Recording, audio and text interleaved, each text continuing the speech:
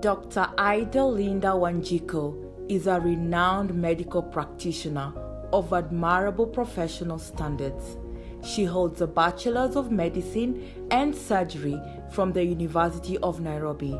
She's currently pursuing a Master of Medicine degree in OBGYN from the same university.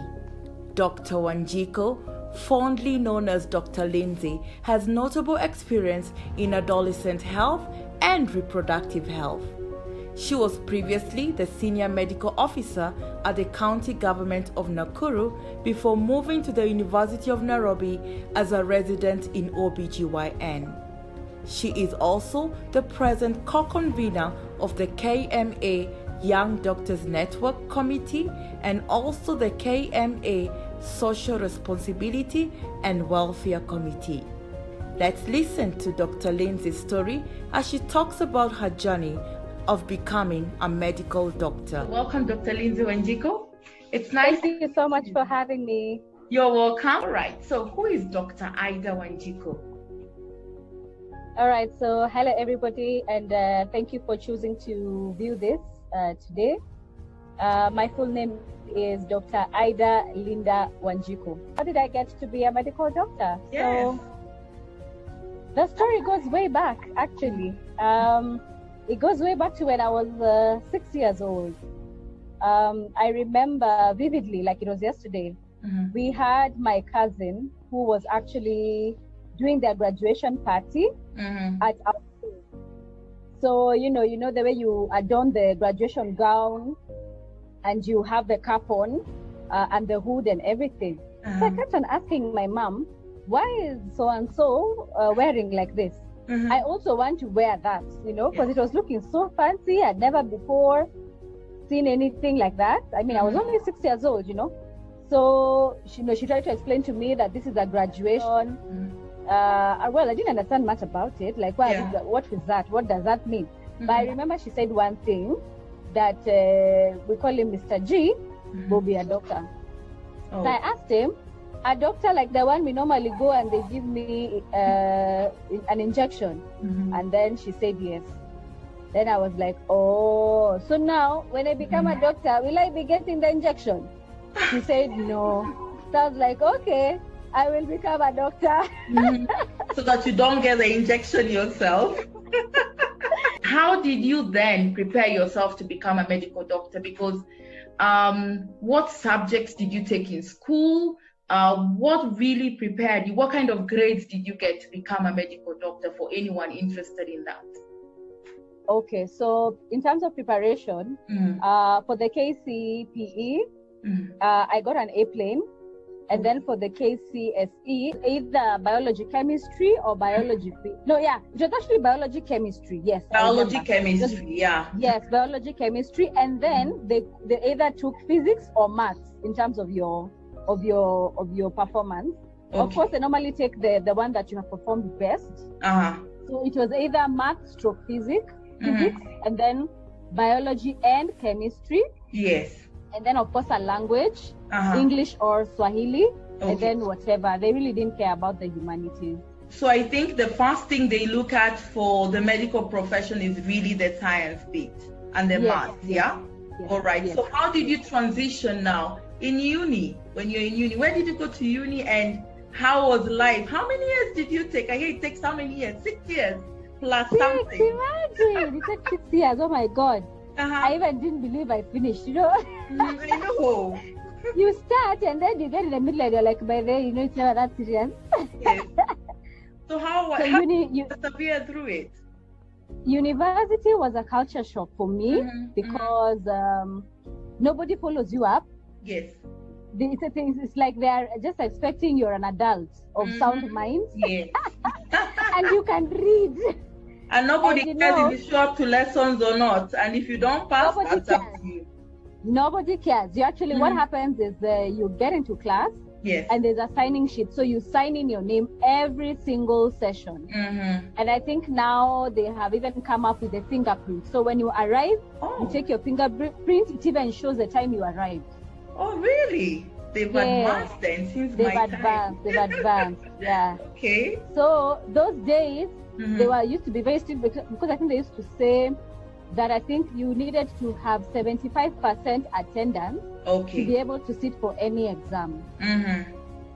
So whether somebody signs for you or you sign for yourself, people don't care. This is university, my friend. Yes. This is not high school or primary school where your teacher will ask you where's your homework. They care less.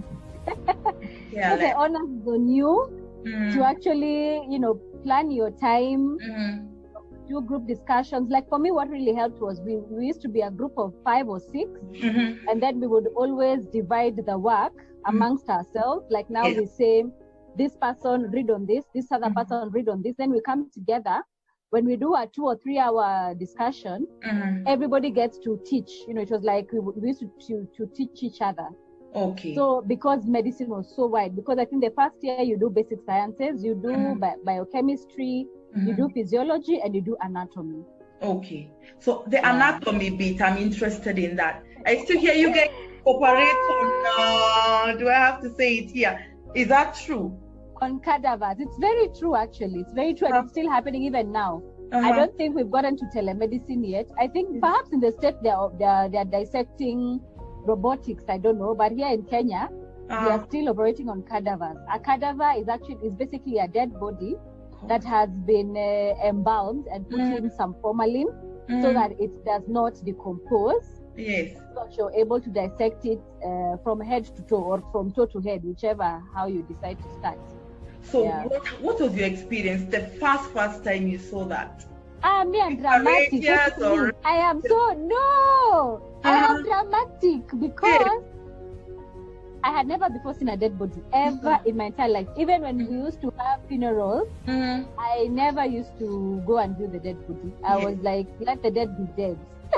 So I go to you get to Chiromo, that's the University of Nairobi Chiromo campus. And the entire room has dead bodies on top. On every table there's a dead body. So me, I entered. Of course I knew these are dead bodies, but there's a difference between knowing and viewing. So I entered, I'm like, let's do this. I entered the room.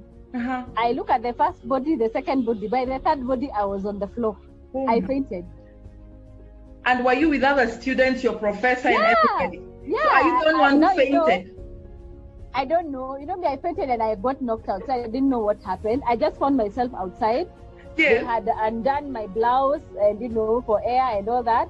Then so I asked them what happened. Then they're laughing at me at you fainted. I'm like, what do you mean I fainted? It's a lie. I denied. I'm like, there's no way I can faint. But also I had a mentor who was currently in her, I think, 3rd year or 4th year. Yeah, when I was in 1st year. So we had we had 2 coffee sessions. It was me, I'm fainting every time I get into that place. I don't even know what happens. I just end up fainting. So, so she talked to me and she told me, it's not gonna be for forever. And then she actually gave me tips. You can close the, you can like put a cover on that cadaver's head. Because the head is the one that you finish with. So that now when you're dissecting the limbs coming upwards, you don't see like this is a person. You just see like this is an experiment. For me, this journey has just been, I could not have done it without my mentors. I really was very intentional about having mentors all around me. I would always consult. You can never be a superman or superwoman. This is not heroism.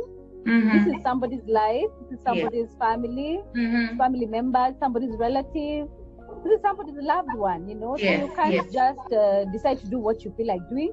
And then there has to be an aspect of professionalism. That's right. Because you also have to learn how to talk to them. How do you ask them where they are ailing?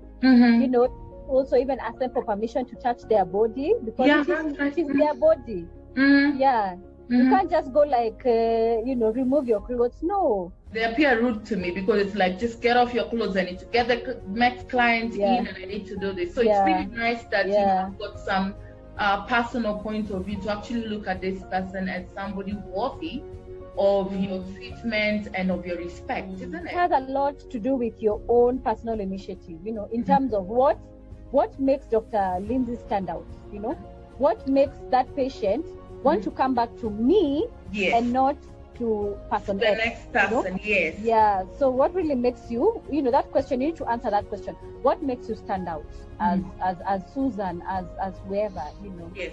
Yeah. Okay. So I think that makes the difference between the kind of doctors we want to go to and the kind of doctors we want to avoid. All right. Yes, now that you're here, I want to see, how does your typical day look like?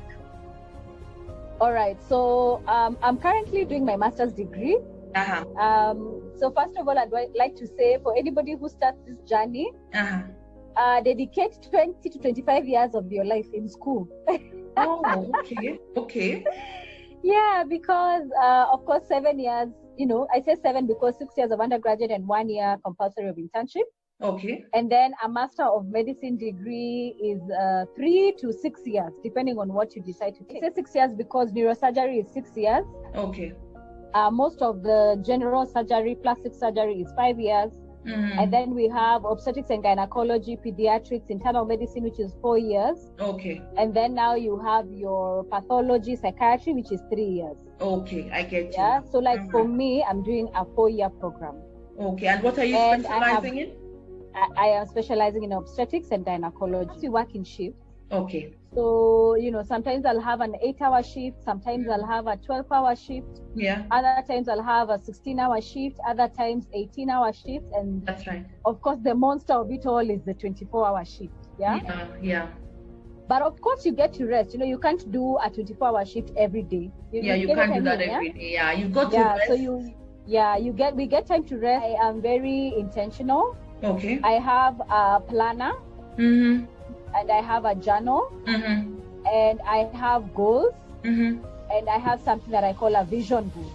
Oh, you do have a vision board too. Yes, I have a vision board. So, and I call it the vision organogram. Okay. Where like on top there, it is my name. So I break it down into family. And then I have a section for self. I have a section for career. Okay. And I have a section for hobbies. Okay. Just coming back to internships. So that is allocated. But would you advise the young people to be more proactive in terms of also seeking their own kind of placements that they want to do for work experience? Of course, yes. For me, I always say you should be able to, chart your own path. Yes. For example, if you are interested in, say, internal medicine is where you become a physician, or you want to be an internist where you'll be in the critical care unit. Yeah. It would be wise to do your internship in a place like Kenyatta National Hospital or the Aga Khan Hospital, places where the ICU is up and running. You see so many patients of different conditions, As we end this, what are the major challenges that you face with your current career? I know we're in the period of COVID-19, and I know that's a major challenge. I would like you to talk about that, really. Yeah. So, so I'll talk about challenges pre-coronavirus and coronavirus. After, post, So pre-coronavirus, I am female. Yes. It's a challenge by itself. No matter how many degrees I have under my belt. Yes. By people I say patients, fellow health workers will always address me as a nurse and not as a doctor. Oh, really? So that's a challenge. This is to all the ladies and all the girls who want to do this course. Yeah. That will be a challenge. Okay. But don't let it get into you. Don't let it irritate you. What you do is you just master the art of always, correcting them. You go, at the hospital, somebody will call you sister. Yeah. Because a nurse is called a sister. Yeah. So you'll hear the patient calling you sister, or even the other nurse calling you sister. Yeah. If they don't read your name tag, they will assume you're a nurse. Yes. So you will just stand, give a smile and say, no, I'm Dr. Wanjiku. Even when we wear your uniform, that is a doctor's uniform, they'll still want to call you that. Unless they see your name tag. Yeah. And a male nurse, a male whatever, even a male cleaner is called daktari. What? Welcome to Africa, you guys. Yeah. Really? Yeah. So the challenges young people really need to know they're gonna face. And don't get offended. I always tell everybody, don't get offended because it is a culture and you can't both change a culture. Yeah. But what you can do is you can choose how, you can choose how to respond, because I always say 10% is what happens to you.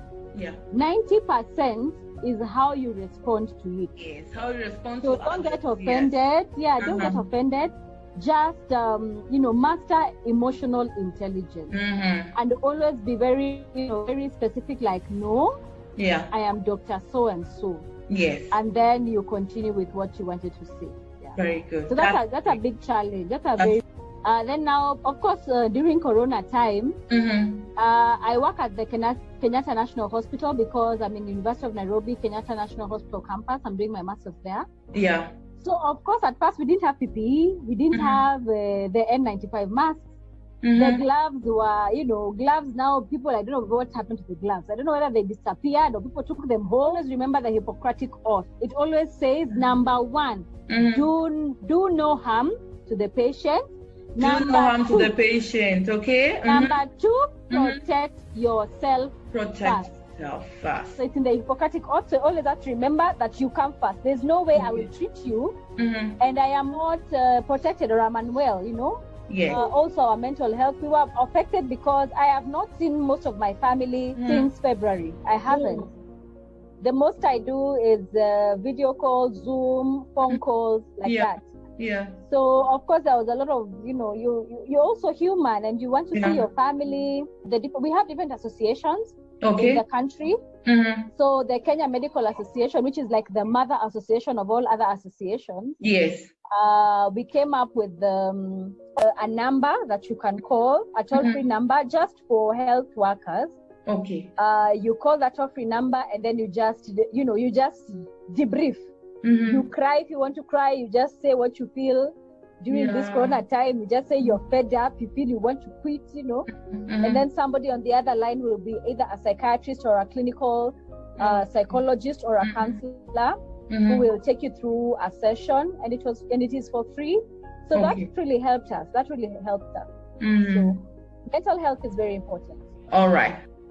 Is there good pay in the job? I'm sure young people always want to know.